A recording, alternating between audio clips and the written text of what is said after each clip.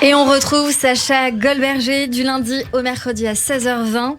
Eh bien, dans cette émission, on a l'habitude de débriefer, évidemment. On va pas être là tous les jours. On va débriefer. Mais tous les jours, les auditeurs le savent que c'est l'heure du débrief. Aujourd'hui, c'est avec Ruti Arros-Ginor qui vous a écouté, qui a pris le temps justement de noter, de faire cette petite conclusion que nous allons avoir en direct. Ça va, Ruti ? Ah ouais, mais c'est une conclusion avec plein d'émotions. Avec plein d'émotions, là, parce qu'en plus, je sais que vous, les coups de cœur funk et soul, c'est votre dada. Donc voilà, on est parti. Allez, on est parti. Dites-nous tout. Alors, c'est un vrai moment d'émotion parce que je suis une fan de la première heure déjà de Mamika. Donc voilà, retrouver cette énergie, ça fait énormément de bien. C'est un vrai massage pour le cœur et pour l'âme. Ce qui ressort énormément, c'est cette capacité à mettre en lumière, à porter un regard différent sur la vie. On le voit même dans le choix alors en plus, c'est mon chanteur préféré, c'est mon morceau préféré. Joao Gilberto, You Make My Life So Glamorous. Et tout est dit en fait, parce que depuis petit, vous dites dans ma famille, on se raconte pas, on est des méchégués, on voit les choses différemment, mais en même temps, ça laisse une liberté, une opportunité d'ouvrir le champ des possibles et de transmuter le regard qu'on peut avoir sur la vie par rapport à cette vision que Mamika avait un peu folle et sympathique, mais ce regard qu'on va porter, voilà, sur les personnes sur le troisième âge, c'est au contraire tourné vers la vie, vers la créativité, vers quelque chose qui ouvre à l'avenir, vers l'avenir en fait. On le sent dès le début. Et cette capacité aussi à mettre en lumière les gens de l'invisible. Cette capacité à rendre ce qui peut être commun hors du commun, qui fait énormément de bien parce que en réalité, vous dites. Je me pose à chaque fois, je pose les questions qu'on pose pas quand vous arrivez à l'Élysée, et je me pose sans arrêt la question comment on peut voir les choses différemment. Et il y a ce côté il y a une phrase que vous dites à la fin qui résume tout, c'est que un peu d'exagération va nous ramener à retrouver un peu d'équilibre. Parfois, oui, c'est vrai. Et c'est quelque chose, voilà, de fort, parce que en réalité, quand on va regarder les vidéos de Mamika, ça donne juste envie, voilà, de voir ce qu'on prend pas le temps de voir, d'entendre ce qu'on prend pas le temps d'écouter, de s'imprégner de toutes ces émotions. J'avais suivi le fameux poignet de porte.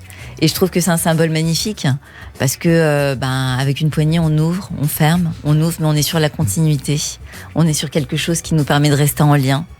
Et voilà, c'est quand vous dites, voilà, je voulais dire des mots. Le jour où on a rendu hommage à Mamika, vous dites, voilà, je vais parler de ma grand-mère à mon fils. Il y a toujours, dans le moindre détail, cette volonté de faire les choses différemment, de bousculer un petit peu les habitudes, mais qui fait tellement de bien. Alors, il faut que je vous raconte une petite histoire. J'imagine qu'on n'a pas le temps, mais je m'en fous. On le fera quand même. On finira à quelle heure on a dit 17h ? Non, on n'est plus à l'antenne du tout. C'est que j'ai écrit une lettre à mon fils, donc lettre à poignée de porte pour le jour du décès de ma grand-mère. Et puis mon fils est né pas très longtemps après, et pour sa brite, j'ai écrit une lettre à ma grand-mère pour lui raconter qui était mon fils. Et donc c'était une lettre à Mamika. Et donc on a eu une réponse. C'était Gabriel Faré qui nous a fait la brite et qui a fait l'enterrement aussi. Qui vient souvent chez nous, qui est sur notre antenne, bien sûr. Exactement. Et donc voilà. Et donc effectivement, ce que je veux dire, c'est que ces vidéos avec ma grand-mère, je pense qu'on devrait tous le faire. C'était un prétexte pour parler avec elle. On n'a pas le temps, en fait. On passe notre temps à regarder notre portable, nos Instagram, nos WhatsApp, etc. Et donc quand on a inventé des histoires. Voilà. Mais on a peut-être des histoires. Il y a des histoires très marrantes. Je vais vous en raconter une. Je pourrais vous en raconter 50, mais ma grand-mère, à un moment donné, elle avait très mauvaise haleine. C'était horrible.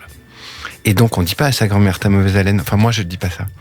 Et donc, un jour, je vais la voir, je la filme et je lui dis, mamie, on devrait inventer un dentifrice à la laine de mammouth. Elle dit, ah oui, c'est une très bonne idée. Et donc, je lui raconte cette histoire du dentifrice à la laine de mammouth, et puis je coupe, et je reviens, et je lui dis, alors maintenant, on va faire comme si t'avais mis du dentifrice à la laine de mammouth, et comme ça, tu vas dire oui.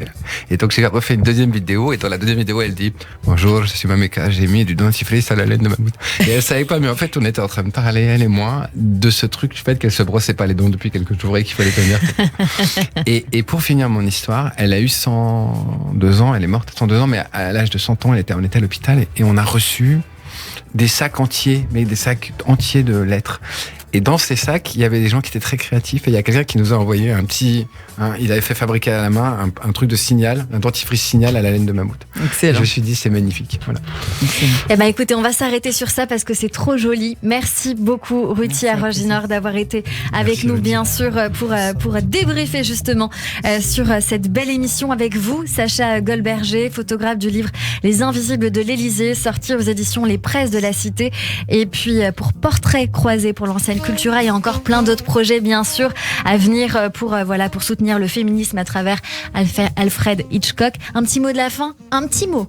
Tout petit. Tout petit. Merci. En tout cas, merci de nous avoir, moi et à mon équipe, parce que mon équipe, à travers moi, merci de nous avoir donné la parole. C'était un bonheur. Merci à Michael Jacob d'avoir été, Michael Jacob d'avoir été notre coup de cœur. Merci à nos chroniqueurs, Christophe Barbier, Jérôme Goulon, Ruti Arroginor, d'avoir été avec nous sur l'antenne de Radio J, bien sûr, à la réalisation Philippe Sinclair. On se donne rendez-vous lundi, bien sûr, avec une invitée, grande et belle surprise. Soyez au rendez-vous. En attendant, à 21h, ne manquez pas Les Enfants de la République avec Frédéric Aziza et son invité, suivi à 22h du Festival Oriental, présenté par Avner Azoulay. À lundi et belle journée à tous, toujours sur l'antenne de Radio J. Radio J.